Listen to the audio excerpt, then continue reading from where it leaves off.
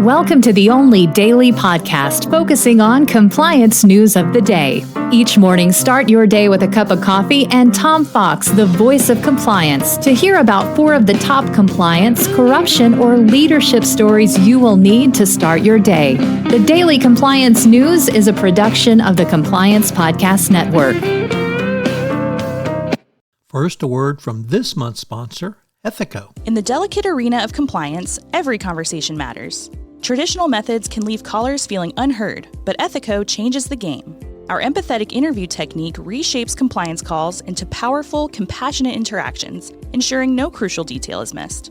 It's about creating a conversation that matters, that resonates, that makes a difference.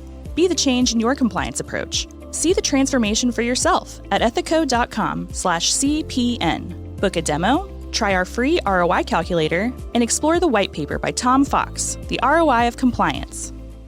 The Daily Compliance News for May 2, 2024, the Apology Edition. And we begin with that story from the Financial Times that the UnitedHealth CEO has told a U.S. Senate committee that he is deeply sorry for the impact of the massive cyber attack that continues to roil the company's changed healthcare division. He said, quote, "To all those impacted, let me be very clear. I am deeply, deeply sorry," end quote. The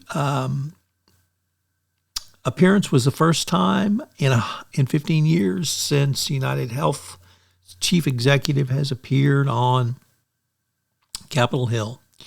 And one senator said it was a dire warning about the consequences of the too big to fail mega corporations garbling up larger and larger shares of the healthcare system, because that may have contributed to the deficiency in the cyber security.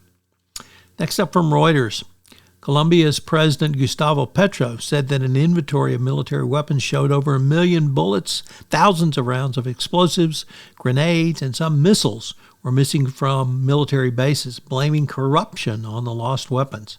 He ordered any corruption networks within the security forces to be dismantled, and he added in a statement that the defense minister and head of the armed forces were jointly going to investigate. Next up, from the New York Times, reports that the U.S. has imposed sanctions on Chinese companies for aiding Russia's war effort. The penalties came after top Biden administration officials warned China not to help Moscow restock its arsenal. The 300 new sanctions on international suppliers of military equipment and technology that the administration said has been helping Russia to restock its arsenal going forward. The sanctions represent the broadening of U.S. efforts to disrupt the Russians' military-industrial supply chain, and they include more than a dozen targets based in China, which the United States has been ramping up its help for the Russian military.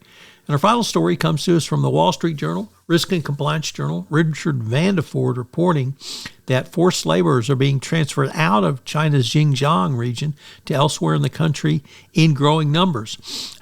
And it's a problem that could test corporate efforts to comply with the U.S. supply chain crackdown.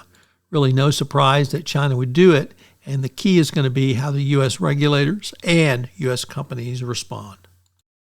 They are not what is called managerial cities.